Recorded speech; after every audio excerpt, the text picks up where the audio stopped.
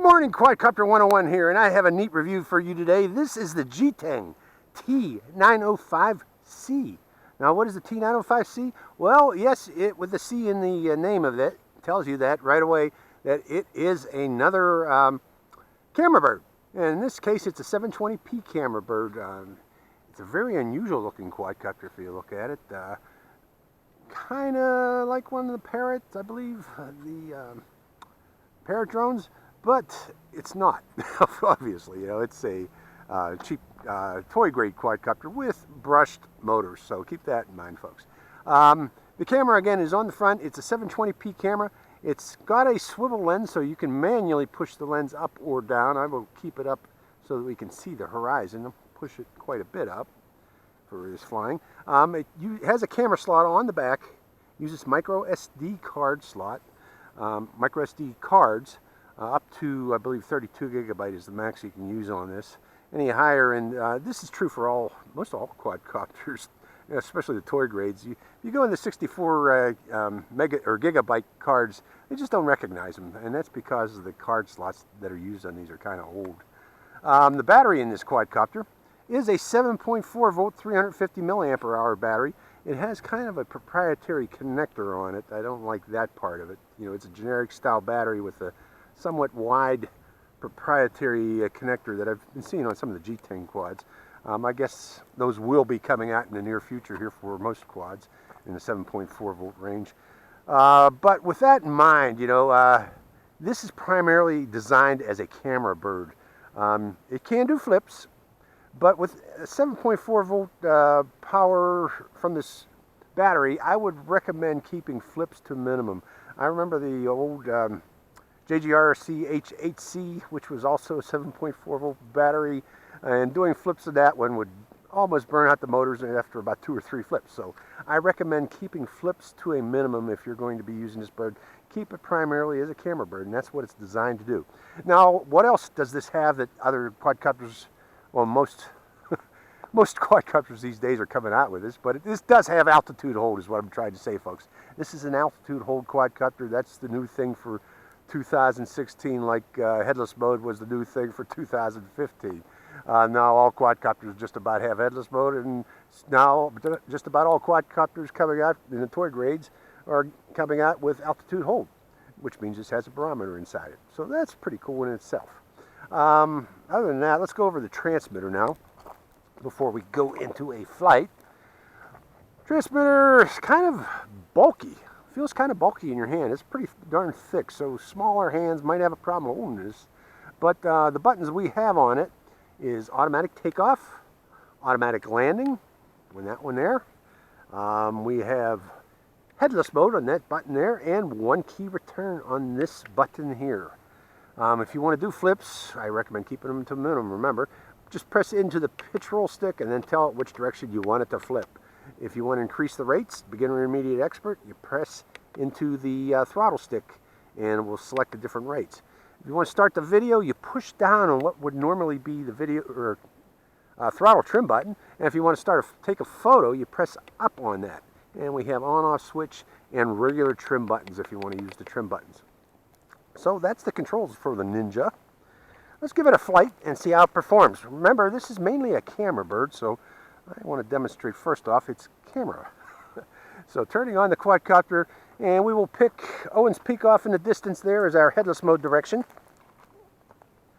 And turning on the transmitter, binding it to the quadcopter, turning on the video camera, and we see a little video camera icon come on at the same time.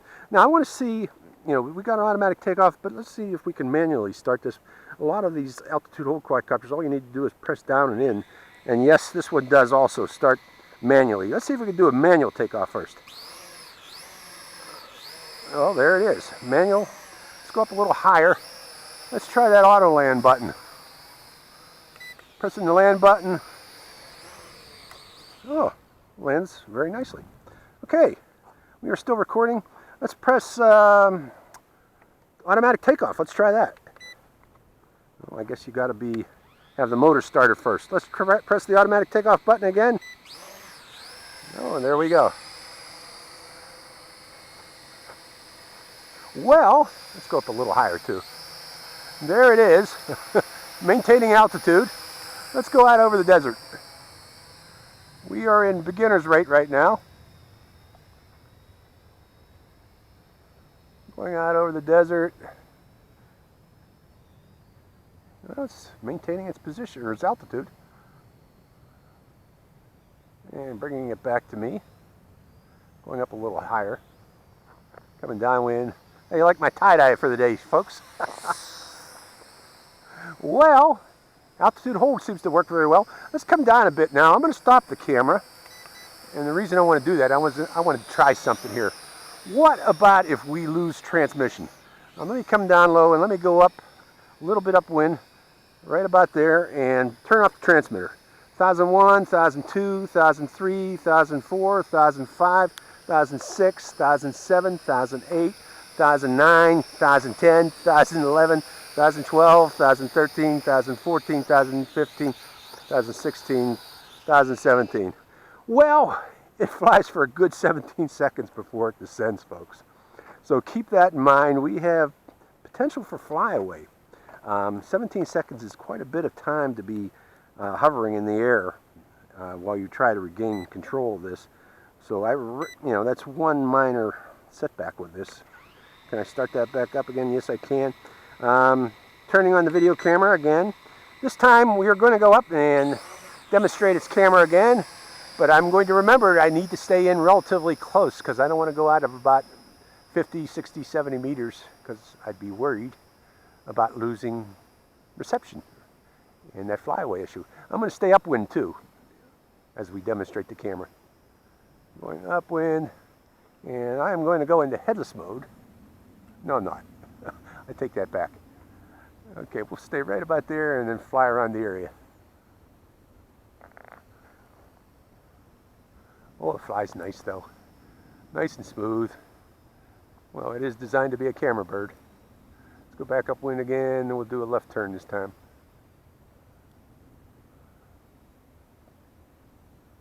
Coming back overhead.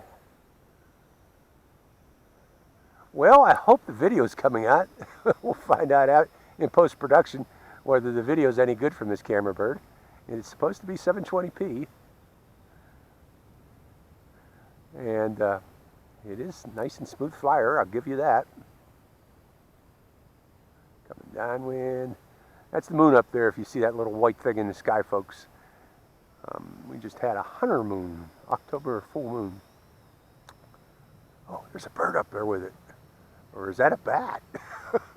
Let's hover. Let's see what it does. Looks like a bat. I want to see, let's chase it. Maybe we'll get a close-up of what it is. Oh, it's flying away now. Okay, let's come back down. We demonstrated the camera. Reducing throttle. And turning slowly as we descend. Now I'm curious, what if we do a landing from that altitude? Will the motor shut off or will it actually land? And do we maintain control? I'm going to press the land button, folks. Land button is being pressed. Let's see what it does. And I'm maintaining its position with the pitch roll stick.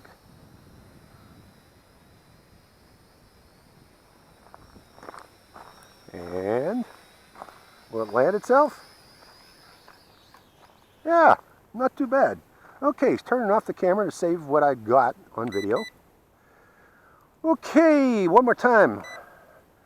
Taking off. We haven't demonstrated head or flips. Do I got power for flips? Let's find out if we still got power for flips. Ooh, I didn't like the sound of that. Left flip. Look how it tries to regain its altitude again. Right flip. So again, you know, it's not a flipper. It's not meant for acrobatics. It's meant to be a camera bird. So keep that in mind, folks. Okay, let's try the headless mode, see if headless mode's still working. Pushing forward. Pulling back. Turning sideways. Pushing forward. Remember, while we're in headless mode, the direction the quadcopter is pointed does not have any effect on the quadcopter, or on the quadcopter's flight direction. It remembers the direction it was pointed, and we had that mountain as our headless mode direction, so it's remembering that. So when I push forward, it's going toward that mountain, always. And when I pull back, it's coming away from that mountain. Now let's try the 1 key return. We're going to go up in the direction of the mountain. We're going to keep the quadcopter in that direction, then we're going to press that 1 key return. Okay, let's go off to the left a bit because I got a side wind coming with that. And pressing 1 key return. And it's going off in some weird direction, which is unusual because I'm still in headless mode. I'm just coming out of headless mode. Okay, let's fly off toward the mountain again. Let's try that again. Pressing 1 key return.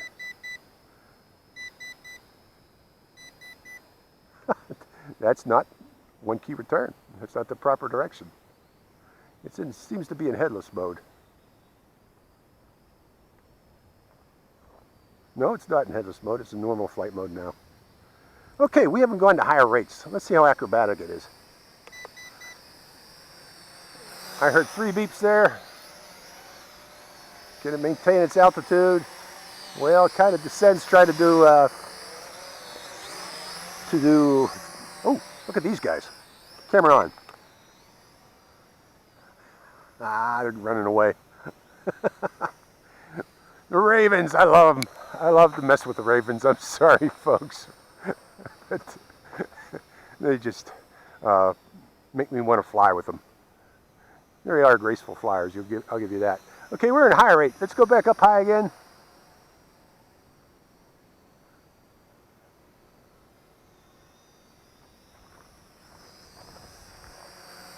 Well, it's a good graceful flyer. I'll give you that. Camera off. It seems to be landing itself, which is telling me we are low in battery. So, when this runs out of battery power, which that's its flight time, folks, it will automatically descend and land itself, which is, I guess, a good idea. You know, if you keep yourself flying in an open field, you can fly until it lands itself. It won't fall out of the sky, in other words.